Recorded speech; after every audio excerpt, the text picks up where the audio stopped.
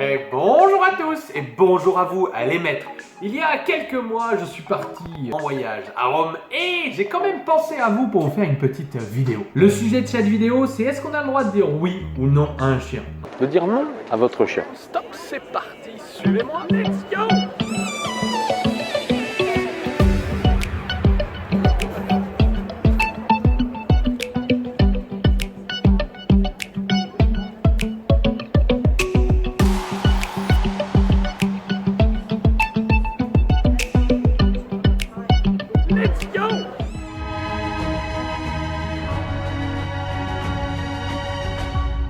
Il y a un courant de pensée dans l'éducation d'un chien qu'on n'a pas le droit de dire non à son chien. Pourquoi?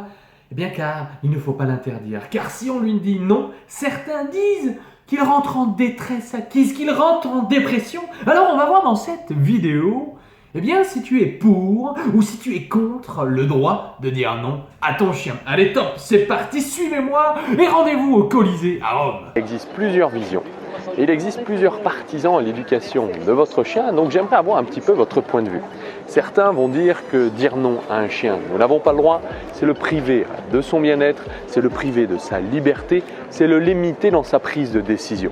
Certains vont également penser qu'un chien doit obéir au maître et que le chien doit écouter son maître par des questions de sécurité, d'autorité ou de devoir. Peu importe que vous soyez pour ou contre, nous allons voir ensemble ces deux domaines de pensée. Un domaine de pensée où l'éducation est ultra positive et un domaine de pensée où même en positif et en méthode positive, on peut discuter ensemble de tout ça. Et oui, comme tu l'as vu sur ma vidéo, les 3 façons d'éduquer un chien, il existe 3 méthodes ou 3 philosophies ou 3 manières d'éduquer un chien. Et en effet, les ultra positifs pensent qu'on n'a pas le droit de dire non, qu'on ne doit pas interdire, qu'on ne doit jamais punir et que le chien fait absolument ce qu'il veut. Nous, Eric Dog, nous sommes des positifs. Ça veut dire que c'est pas parce qu'on est positif qu'on est permissif et on a le droit de dire non, d'interdire ou de sanctionner, mais toujours en utilisant des sanctions respectueuses.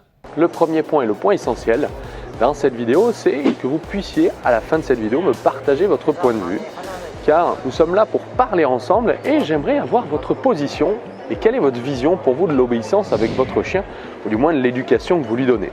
Bien sûr que vous aimez votre chien, bien sûr que vous ne voulez que son bien-être, mais est-ce que vous voulez avoir un chien qui ne fait que ce qu'il veut quand il le veut et on n'a pas vraiment de contrôle ou on n'a pas vraiment de droit à dire quoi que ce soit à son chien? Ou à l'inverse, vous allez considérer que votre chien peut être heureux, peut également être libre, mais vous aurez l'autorisation, quand vous le voulez, de lui dire non. Ah oui, ce que tu ne sais pas dans cette vidéo, c'est qu'il y avait à peu près 150 personnes autour de moi. C'est pour ça que je parle tout doucement et je suis un peu stressé, je ne suis pas dans mon énergie d'habitude. Et surtout que dès que je me filmais, il y avait les gens derrière la caméra qui me faisaient des coucous, qui me faisaient des signes, qui rigolaient, qui passaient, qui s'arrêtaient, qui me regardaient. Donc j'avais un petit peu la pression. Quand vous le voulez, lui demandez de vous obéir car vous êtes le maître. Ce sont 2 écoles de pensée diamétralement opposées.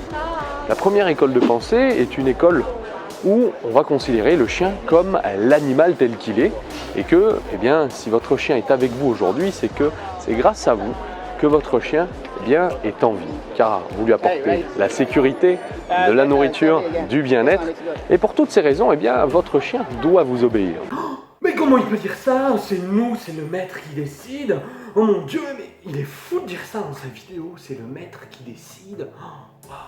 Le chien doit être malheureux, il doit traumatiser ses chiens, il doit les frapper, ça doit être un dictateur. Oh, il va encore dire qu'il y a de la dominance. Et ouais, petit tipi d'ultra positif. Apprends un petit peu l'éthologie, apprends un petit peu le comportement et comprends bien une chose. C'est que on a le droit d'interdire à un chien. Car si un chien n'a pas les comportements que tu souhaites, soit tu les laisses et tu l'ignores. Oh oui, moi je ne sanctionne pas mon chien. Je le laisse faire ce qu'il veut et la seule punition, c'est du retrait positif. Oui, le jour où ton chien va attaquer un enfant, on va le laisser faire, il a décidé. Donc avant ça, ultra positif, si tu regardes cette vidéo, et un chien qui t'obéit au doigt et à l'œil dans toutes les circonstances et pas seulement à la maison où il n'y a personne comme beaucoup d'ultra positifs. Forcément, il faudra considérer le chien tel qu'il est, c'est-à-dire un chien. D'autres vont considérer qu'un chien n'est plus un chien, mais plutôt l'enfant de la famille et que le chien aura le droit absolument de faire tout ce qu'il veut.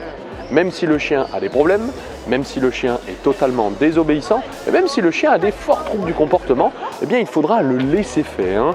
Et nous ne pourrons pas contredire un chien, punir un chien, lui sanctionner ou lui demander quelque chose qu'il n'a pas envie de faire. Alors oui, les amis, cette deuxième école de pensée considère que le chien n'est pas en fait un chien, puisqu'elle considère que le chien a des comportements, eh bien, chiens avec d'autres chiens, mais qu'avec nous, le chien n'est plus un chien. Il se comporte différemment. Alors oui, il y a ce qu'on appelle l'imprégnation, et que le chien s'imprègne de nos comportements, mais il ne faut pas oublier que ce n'est pas parce que le chien vit avec nous que d'un coup il se transforme en une autre espèce, un semi-humain ou je ne sais pas quoi, et que oui, à partir du moment où vous voulez réussir à l'éducation de votre chien, il faut le considérer comme un chien. Ça ne veut pas dire que si je considère mes chiens comme un chien, ça ne veut pas dire que je les aime plus, ça ne veut pas dire que je suis un dictateur, ça ne veut pas dire que je suis dur avec eux, à l'inverse, eh bien, je les respecte, je leur apporte tout ce dont eux, dans leur mode de fonctionnement, ils ont besoin et je les éduque avec la psychologie canine et pas la psychologie humaine. Et c'est pour ça qu'aujourd'hui, mes chiens, comme ceux de mes clients, peuvent obéir et partagent une relation pleine de complicité et d'harmonie. Allez, top! On reprend avec moi-même à Rome. Prenons l'exemple du rappel. Si aujourd'hui votre chien ne revient pas au rappel, prenons une circonstance, il voit un chien, il voit un enfant qui joue au ballon, il voit quelque chose de plus intéressant que vous et donc il va le voir. Oui, c'est juste un problème d'obéissance. Mais un problème de rappel, c'est un problème de survie et ou de sécurité pour votre chien. Car si votre chien ne revient pas au rappel, premièrement, vous n'allez jamais le détacher. Donc ça veut dire que pour sa sécurité, ce sera dangereux. Deuxièmement, eh bien, s'il traverse une route, s'il se fait renverser ou s'il blesse quelqu'un en courant, ce sera également dangereux. Ah là, oui, Vincent, je suis totalement d'accord avec ce qu'il dit. Oui. Parce que le rappel, c'est un élément essentiel pour la liberté et le bien-être de ton chien. Et si ton chien ne vient pas au rappel, eh bien, je suis totalement d'accord. Et je pense également eh bien, que c'est réel. C'est vraiment un vrai danger si ton chien ne vient pas au rappel. Et c'est peut-être pour ça qu'aujourd'hui, tu as peur de le détacher. Certains vont dire « Oh, ben, tu sais, c'est pas très grave Vincent, mon chien ne revient pas au rappel. Donc, vu que je ne veux pas lui interdire, je ne veux pas lui dire non quand il a vu quelque chose de plus intéressant, je vais le laisser faire. » Très bien. À partir de ce moment-là, eh bien, c'est plutôt vous qui obéissez à votre chien et vous qui vous pliez à ses règles. Et que, deuxièmement, si vous ne détachez pas votre chien, ce n'est pas forcément aller dans son sens, c'est pas forcément aller dans son bien-être, car votre chien, eh bien, ne pourra pas se dépenser. Alors là, la caméra commence à trembler car mon bras droit, eh bien, commence un petit peu manquer de gainage. Donc peut-être qu'il faudrait que j'aille un peu plus à la salle. Je ne sais pas faire peut-être plus de muscu ou de gainage, mais là, la caméra tremble, le bras va céder. Courir suffisamment. Deuxièmement, vous êtes partisan de « mon chien doit m'obéir ». Eh bien, ça veut dire que votre chien vous obéira plus facilement, car vous avez le droit de lui interdire, vous avez le droit de lui dire non, vous avez le droit de le sanctionner. Alors, on parle bien sûr de sanctions positives et dans le respect du chien. Eh bien, cela veut dire que vous avez le droit de lui dire non, d'être contre, et d'avoir un chien eh bien, qui vous obéit car c'est vous qui décidez. Voilà la vidéo du jour, à l'image de ces gladiateurs ici, ce droit de vie ou de mort. Dites-moi si vous êtes pour ou si vous êtes contre. Eh bien, la possibilité de dire non à un chien et de lui interdire certains comportements. N'hésitez pas à vous lâcher dans les commentaires, c'est important pour nous, EducDog, de savoir. Je suis hyper mal à l'aise. Alors les amis, avec mon énergie habituelle, je vous invite à commenter, à me dire si oui ou non vous êtes pour le droit de dire non à un chien ou si vous êtes contre. Lâchez-vous dans les commentaires. Vincent Ocolisé n'est pas vraiment confiant et un petit peu mal à l'aise de tous les gens autour de lui. Quel est votre point de vue? Car pour nous, ça ne veut pas dire être positif, que cela signifie d'être permissif. Je le répète, ça ne veut pas dire que nous sommes positifs, que nous sommes permissifs. À l'inverse, nous pensons qu'un chien doit obéir à son maître quand le maître le décide, quand le maître le demande. Tout ça dans son respect. Et ça ne veut pas dire qu'on est positif, qu'on est obligé d'avoir un chien qui n'obéit pas forcément bien ou qui obéit que quand il veut. Non, vous pouvez avoir un chien obéissant au doigt et à l'œil avec des méthodes qui le respectent. C'est ce qu'on vous enseigne à EducDog. Je vous remercie d'avoir regardé cette vidéo. Je vous invite à me mettre une énorme papate bleue. Deuxièmement, n'hésitez pas à commenter réellement pour me dire si vous êtes pour ou contre le droit de dire non à votre chien et lui interdire. On n'oublie pas, EducDog, l'éduquer c'est l'aimer.